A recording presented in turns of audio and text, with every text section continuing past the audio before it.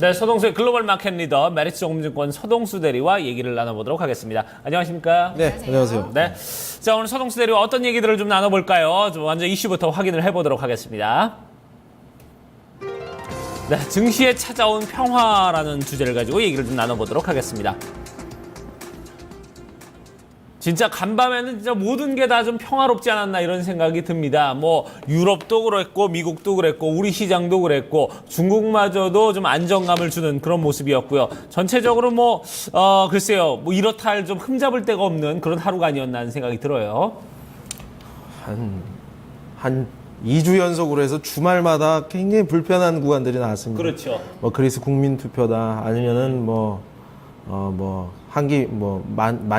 만기다 네. 이 유로 정상회의다 이래가지고 계속 주말이 불편했었는데요. 이번 주 같은 경우는 좀 편안하게 좀 마무리할 수 있는 상황이 되지 않겠느냐. 어제 이제 장중에 그리스가 이제 저 굉장히 의외로 그 개선안 입법 자체가 굉장히 원활하게 그냥 진행이 됐다는 그렇죠. 거죠. 아테네에 대해서 무슨 데모가 좀 일어나긴 했습니다만 의회에서는 통과가 됐었고요. 어제 이제 나스닥 신고치를 경신하는 모습들 좀 보여주고 S&P 500 같은 경우도 그렇습니다. 어제 이틀 전이죠. 이틀 전 미국장 후에 이제 넷플릭스의 실적이 나오면서 본격적인 실적 시즌 돌입에 이제 들어서기 시작을 했는데, 네.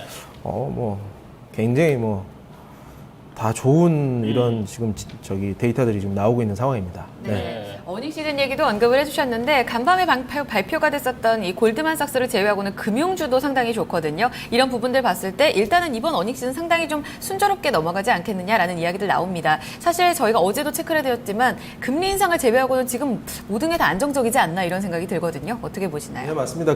사실 구글 실적도 아까 말씀을 해주셨지만 환율이라는 게 있어요. 달러와 강세라는 그런 장벽도 지금 뛰어넘고 있다는 그렇죠. 얘기입니다. 예. 기업들의 실적이 계속 좋아지고 있는 것들. 미국 지금 내에서는 청년들이 일자리를 구하기가 그렇게 좋아졌다. 이러한 기사까지도 나오고 있는 상황인데요. 구글 실적 잠깐 말씀드리면 순익 자체가 한 11% 정도인가 12% 정도 좋아진 걸로 아는데 만약에 환율이 그렇게 달러 강세가 진행이 안 됐다 그러면 거의 20% 가까울 정도로 좀 개선이 되는 모습들까지 우리가 확인할 수 있지 않았겠느냐라는 얘기를 들어보면 네. 기업들의 실적은 진짜 굉장히 좀 좋게 진행이 되고 있는 것은 확실한 것 같습니다. 그래서 이런 게 비단 구글만 그런 것이 아니라 많은 기업들도 좀 이러한 현상들이 좀 많이 나오지 않겠느냐라는 생각이 좀 드는데요. 어쨌든 이제 어제 기사, 오늘 새벽에 있는 기사를 좀 체크를 해봤는데 블룸버그 이제 한번 보면요. 이제 그리스 얘기를 이제 잠깐만 좀 해보면, 우리를 계속 괴롭히지 않았습니까? 어제 이제 개선안이 입법이 완료가 되는 모습들. ECB에서는 이런 것들을 좀 환영을 하면서 ELA, 그러니까, 긴급 유동성, 이거를 공급을 하겠다. 네. 그러면서 다음 주 월요일부터 그리스는 은행이 문을 열기 시작합니다. 그렇죠. 그래서 이러한 것들이 이제 많이 마무리가 돼가는 모습들이고요. 완전히 끝난 것은 아닙니다. 네. 중국 증시가 안정화됐다. 미국 증시가 좀 변동성이 축소가 되면서 상승하는 모습들을 가져가지 않았느냐. 본격적으로 어닝 시즌, 그러니까 그리스나 이제 중국발 이런 리스크가 이제 줄어드니까 제가 이제 이번 주에 중반에 말씀을 드렸지만 지표라든가 미국 펀더멘탈 지표 아니면 기업 실적들의 눈이 옮겨질 가능성이 상당히 크다. 지금 시장이 오르는 것도 이러한 지표라든가 아니면 오히려 전 기업들의 실적에다가 오히려 초점이 좀 많이 맞춰져 있습니다. 어제 네. 지표도 좀 나온 것들이 있는데요. 네. 조금 그냥 지지부진한 것도 있었지만 어제 좀 호재로 봤었던 것 중에 하나가 실업수당 청구 건수. 예. 그림을 보시면요. 우리가 사실 30만 건 이하로는 계속 나왔기 때문에 괜찮다라고 봤었는데 전주 같은 경우는 사실 30만 건 가까이 올라가는 모습들 때문에 네. 조금 우려가 섞인 목소리도 없지 않았었거든요. 네. 그래서 이번 같은 경우는 상당히 좀 많이 줄어드는 모습들을 이렇게 우리가 확인을 할 수가 있습니다. 추세도 보시면요. 끝에 가서 다시 이제 평균선 정도로 수렴하는 모습들 이렇게 우리가 확인을 하실 수가 있습니다. 그래서 이 회색으로 표시된 것들이 이제 이번 주고요. 이제 4주 평균이 이제 주황색으로 이 그래프에서 나오는 선이 4주 평균이거든요. 어쨌든 이쪽으로 지금 수렴하는 모습들, 우하향하는 추세를 우리가 확인을 할 수 있다라고 보시면 될 것 같습니다. 그리고 하우징 인덱스가 나왔는데 그냥 뭐 지표만 잠깐 보시면 60 나왔는데요. 이게 지금 컨센서스 59인데 뭐 1 조금 더 나오긴 했는데 어쨌든 우상향 추세 계속 가져가고 있다는 거. 부동산 가격이 계속 뭐 어느 정도 뭐 호조를 이루고 있다라는 점을 이런 부분에서도 우리가 좀 해석을 할 수 있을 것 같습니다. 네, 자 이렇게 좀 뭐 전체적으로 경기 지표도 좀 상당히 좀 잘 나오고 있는 모습이고 특히 주택 경기 같은 경우는 예상에 딱 부합하는 이제 그런 모습도 보여줬는데 자 외신 소식 조금 더 살펴보도록 하겠습니다. 넷플릭스가 상당히 지금 실적이 좋았어요 지금. 예, 5년 맞습니다. 동안 좀 계속해서 좀 갱신세입니다. 예, 맞습니다. 그 넷플릭스 뭐 어떻게 보면 우리나라 뭐 아프리카 TV하고 좀 비슷한 스트리밍 업체. 네네.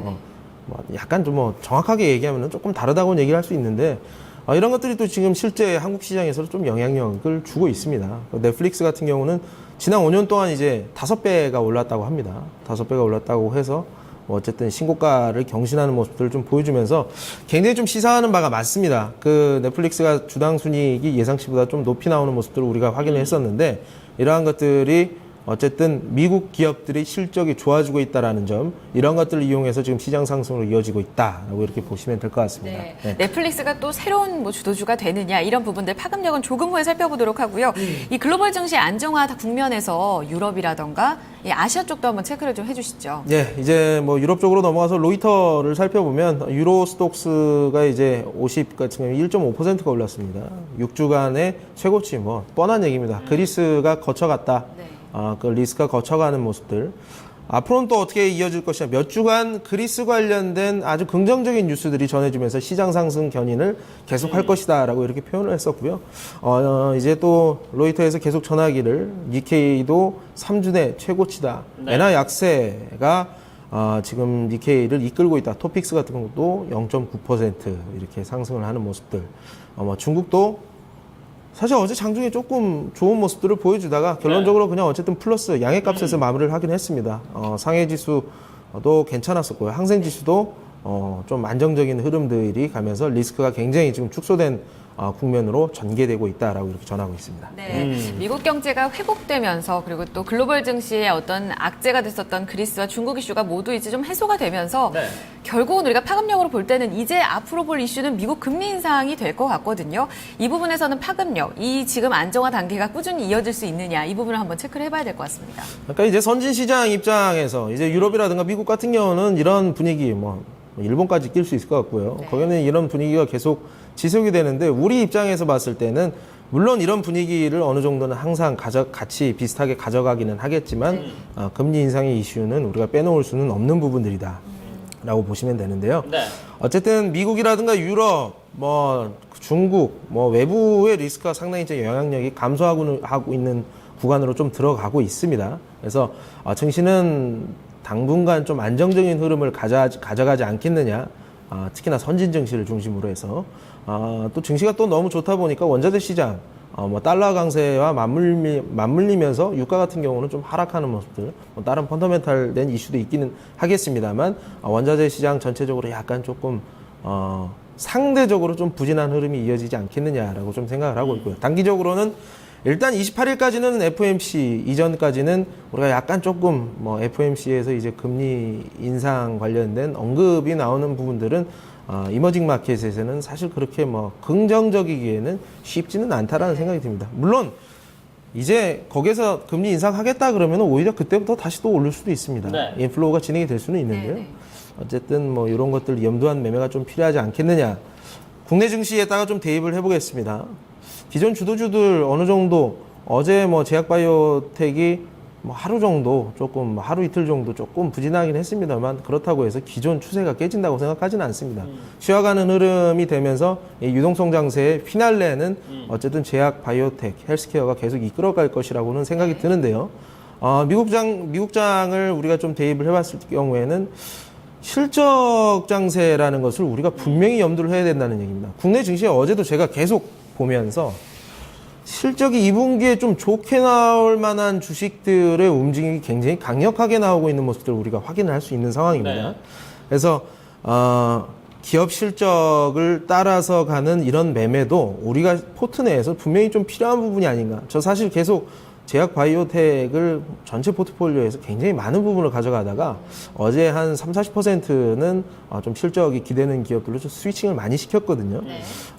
그래서 한번 지금 그림 보시면요. 네. 섹터별로 조금 좋다고 하는 2분기 실적이 좀 좋다고 하는 이런 섹터들을 좀 정리해 놓은 그래프를 한번 보시면 참고만 하시면 좋을 것 같고요. 네. 자기가 잘 아시는 기업들 중에서 2분기 실적이 좋은 것들.